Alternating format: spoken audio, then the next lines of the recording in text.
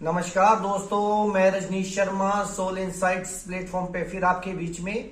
आज शुक्रवार है, जैसा कि आप जानते हैं शुक्रवार आपके द्वारा पूछे गए प्रश्नों के उत्तर देने का है। तो हर बार उनका उत्तर देने से पहले हर बार की तरह मैं आपको यही बताता हूँ, कहता हूँ, पेड़ लगाओ पानी बचाओ। ये बहुत ही जरूरी है, बार बार बोल रहा हूँ, शायद किसी के कान में कोई बात पहुंच जाए। तो मित्रों, अपने अड़ोसियों पड़ोसियों को बोलिए, अपने परिवार को बोलिए कि हम अगर चाहते हैं हमारी आने वाली पीढ़ी अच्छी ऑक्सीजन ले सके तो हमें पेड़ लगाना है, और हमें अच्छा पानी मिल सके तो हमें पानी बचाना है। तो ये जरूर करिए, ये आपके लिए भी फायदेमंद है, आपके अड़ोसियों पड़ोसियों के लिए और पूरे संसार के लिए भी। तो चलिए शुरुआत करते हैं। जो पहला प्रश्न एक मित्र ने पूछा है कि अगर हम उदास हैं तो क्या हमें ध्यान करना चाहिए? अगर हम क्रोध में हैं तो क्या हमें ध्यान करना चाहिए? अगर आप उदास हैं तो बिल्कुल भी ध्यान मत करिए। अगर आप क्रोध में हैं तो बिल्कुल ध्यान मत करिए, क्योंकि जो आपके अंदर होगा वही आप दूसरों को देंगे। सबसे पहले अपने आप को शांत कीजिए, किसी भी तरीके से शांत कीजिए। अगर किसी के प्रति आपके मन में नफरत है तो सबसे पहले उसके लिए करुणा अपने अंदर लेके आइए, अपने अंदर उसके लिए सहानुभूति लेके आइए, प्यार लेके आइए, ताकि जब भी आप ध्यान करें, क्योंकि ध्यान में आपकी जो ऊर्जा है वो इतनी एकाग्रचित हो जाती है, इतनी एकाग्र हो जाती है कि कई बार सोचा गया कोई भी क्वेश्चन वो पूरा हो जाता है। तो इसलिए मित्रों, उदासी में तो ध्यान बिल्कुल नहीं करना है। सबसे पहले उदासी दूर कीजिए, जिससे आपकी लड़ाई है, झगड़ा है, उससे माफी मांगिए, या किसी भी तरीके से उस झगड़े को खत्म कीजिए, ताकि आपका ध्यान बहुत ही अच्छी तरह से लग सके। क्योंकि मित्रों, जो भी आप ध्यान करते हो, जो भी कुछ करते हो, वो सीधा शिव के पास जाता है। तो जो आप शिव को दोगे वो वही वापस करेंगे। तो इसलिए मित्रों, हमें संसार के लिए, अपने अड़ोसियों पड़ोसियों के लिए क्या करना है? हमें शांत होकर और उदासी के बिना ध्यान करना है। अब एक और मित्र ने पूछा है कि हम कहीं भी जाते हैं, हम हरिद्वार गए, ऋषिकेश गए, तो वहां इतने पक्षी थे, इतनी तितलियां क्यों थी हमारे आसपास? देखिए मित्रों, ये जो पक्षी हैं आपके आसपास ऊपर आपके उड़ते हुए, जो तितलियां हैं, ये संकेत हैं कि आप गहराई में उतर रहे हो, आप शिव के, पार्वती के बहुत करीब उतर रहे हो, आप उस शिव के पास जा रहे हो जो पूरे ब्रह्मांड के मालिक हैं।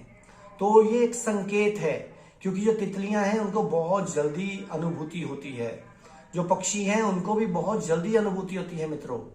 तो इसलिए जब भी आप बहुत धीरे धीरे गहरे में उतरते जाएंगे तो ये पक्षी आपके आसपास बढ़ जाएंगे, तितलियां आपके आसपास बढ़ जाएंगी। लेकिन जब आप पूरी गहराई में उतर जाएंगे तो ये सब गायब हो जाएंगे मित्रों। फिर सिर्फ एक शिव रह जाएंगे आपके आसपास, क्योंकि आप तब शिव ही हो जाएंगे। आप में और शिव में कोई फर्क नहीं होगा, आप और शिव एक हो जाएंगे। अब एक और मित्र ने पूछा है कि प्रेम प्रेम कहते हैं कि परमात्मा का दूसरा नाम है, क्या ये सही है? बिल्कुल सही है मित्रों। सबने कहा है, जैसे जीसस ने बोला है लव इज गॉड, हमारे गुरु साहबानों ने बोला है, गुरु गोविंद सिंह साहब ने बोला है, जिन प्रेम कियो तिन ही प्रभ पायो। तो इसका मतलब है कि प्रेम में बहुत ताकत है। लेकिन मित्रों, प्रेम किया नहीं जा सकता, प्रेम में हुआ जा सकता है। प्यार आप कर सकते हो लेकिन प्रेम नहीं कर सकते।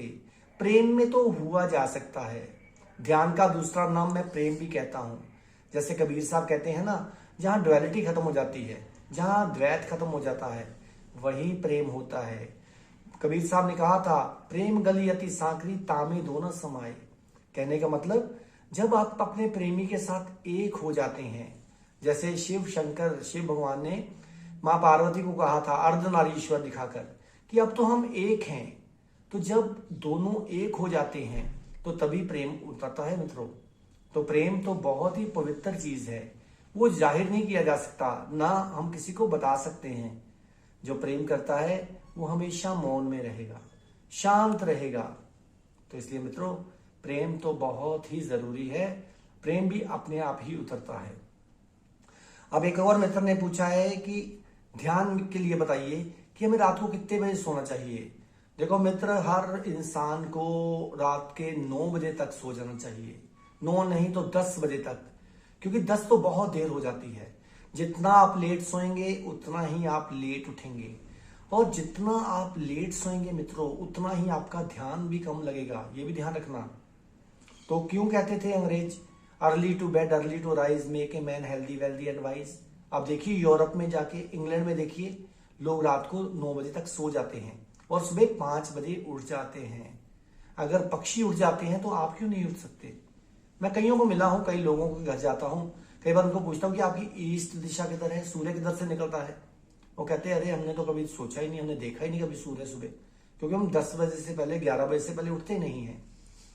मित्रों, जो इंसान सुबह उठ के सूर्य से पहले उठता है, ना उसको कोई प्लैनेट्स तंग करते हैं, ना उसको कोई साढ़े सती तंग करती है, ना ही कोई नेगेटिविटी उसके ऊपर आती है, क्योंकि जो सूर्य है वो सब ग्रहों का राजा है।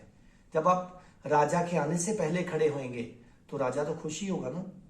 तो इसलिए मित्रों, हर इंसान को जल्दी खाना खा लेना चाहिए, वो भी सूर्य होते होते हुए शाम को 6:30 बजे तक खा लो, 6 बजे तक खा लो, क्योंकि उस समय आपके अंदर ऊर्जा होती है, वो आपके खाने को डाइजेस्ट कर देती है। और सारी ऊर्जा जो होती है दिमाग की, आपका खाना डाइजेस्ट करने में लग जाती है। तो लगन, अगर आप रात को 12 बजे खाना खाओगे, 11 बजे खाना खाओगे, तो वो तो डाइजेस्ट करने में लगी रहेगी सारी रात, तो आपको निद्रा भी आएगी और आप ध्यान में भी नहीं उतर पाएंगे। तो मैं तो जितने भी ध्यानी हैं, जितने ध्यान करने वाले लोग हैं, सबको एक ही बात बोलूंगा कि मित्रों, जल्दी खाना खाएं और जल्दी सोएं, उससे आपका बहुत कुछ ठीक हो जाएगा। एक मित्र ने पूछा है, हमें बड़े गंदे गंदे सपने आते हैं, जबकि हम परमात्मा का नाम भी लेते हैं, हम मंदिर भी जाते हैं, हम गुरुद्वारे भी जाते हैं, तो ऐसा क्यों है? देखिए, मंदिर या गुरुद्वारे जाने से उसका कोई मतलब नहीं है मित्रों।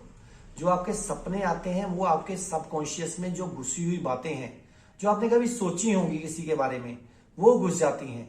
या किसी के बारे में कुछ ऐसी थॉट आई होगी जो डरावने वाली होगी, तो वो आपके सपने में आ जाती है। किसी दिन आप भूखे रह के देखिए, रात को आपको सपने कहाँ के आएंगे? रेस्टोरेंट्स के, खाना कहीं किसी होटल में खा रहे हो। तो इसलिए मित्रों, इस सपन को मैं नहीं इतना मानता। मैं तो यही मानता हूं कि जो इंसान एक्चुअल में सारा दिन नहीं कुछ कर पाता, वो रात को सपने में करता है। जैसे किसी को पीटने का मन है, किसी को लड़ाई करने का मन है, तो वो नहीं कर पाता क्योंकि वो कमजोर है, तो वो रात को स्वप्न में उसको पीटता है। तो इसलिए जो सपने हैं ये आपकी ही उपज है, आपके ही सबकॉन्शियस की उपज है। अब एक और मित्र ने पूछा है कि जैसे बच्चा पैदा हुआ हो, क्या किया जाए कि जो बच्चा हर समय अपनी बढ़ती उम्र के साथ हर काम साक्षी भाव में और ध्यान पूर्वक करे? ये बहुत ही अच्छा सवाल है। ये मेरे भी बड़े दिनों से मन में चल रहा था कि जैसे बच्चा पैदा हो, जैसे 1 दिन का हुआ, तो माँ बाप को क्या, चाहे उनके ग्रैंड पेरेंट्स हों, उनको कभी भी बच्चों के सामने कोई भी ऊंची आवाज में नहीं बोलना चाहिए, क्योंकि बच्चे इतने सेंसिटिव होते हैं मित्रों, वो हर बात अपने अंदर समा लेते हैं। बच्चा एक फूल की तरह होता है। जैसे वो 1 दिन का हुआ, आप उसके सामने अच्छी अच्छी बातें कीजिए, सॉफ्ट सॉफ्ट बोलिए, और अपने बच्चे को कभी इन नामों से ना पुकारिए, अरे गधे, अरे उल्लू के पट्टे, ऐसी बातें मत बोलिए। तो मित्रों, याद रखिए, वो उस समय हर चीज को अपने अंदर समा रहा है। वो उल्लू ही हो जाएगा, वो गधा ही हो जाएगा। फिर आप कहेंगे अरे हमारा बच्चा तो मूर्ख निकला, बेवकूफ निकला। क्यों? उसके गुनाहगार आप ही होंगे। तो इसलिए बच्चे को जब भी बुलाना है, उसको अच्छा नाम देके बोलो, किसी भगवान का नाम लेके बोलो, हाय मेरे कृष्णा, क्योंकि बच्चे जो हैं वो तो भगवान का रूप है। अगर लड़की है तो राधे, मतलब कि कहने का मतलब किसी अच्छे नाम से जिनकी ऊर्जा उनके अंदर समा सके।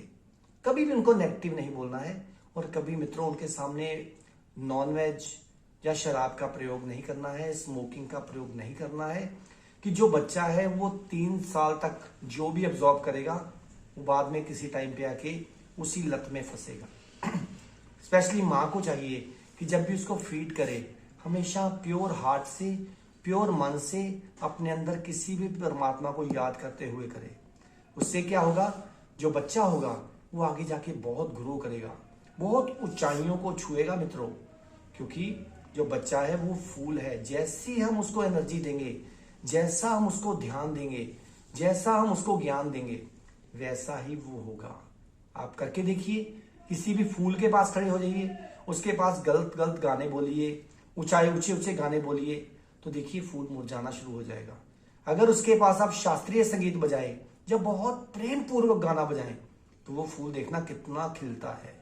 तो यही हाल एक बच्चे का होता है, वो भी फूल से कम नहीं होता। इसलिए अपने बच्चों को अगर चाहते हैं कि वो कृष्ण की तरह बने, वो भी गुरुओं पीरों फकीरों की तरह बने, ऊंचाई को छुए और सबका भला करे, तो जैसे ही बच्चा पैदा हो उसके बाद उसके साथ अच्छा व्यवहार कीजिए, उसके सामने शांत रहना शुरू कीजिए। तो देखिए आपका बच्चा कितनी ऊंचाइयों को छूता है। तो चलिए मित्रों, अगली बार फिर आपके कुछ क्वेश्चंस के आंसर मैं और दूंगा। तब तक आप मेरे चैनल को सब्सक्राइब करते रहिए, सोल इनसाइट्स _RV रजनीश। तब तक आप खुश रहिए, आबाद रहिए, जिंदाबाद रहिए। नमस्कार।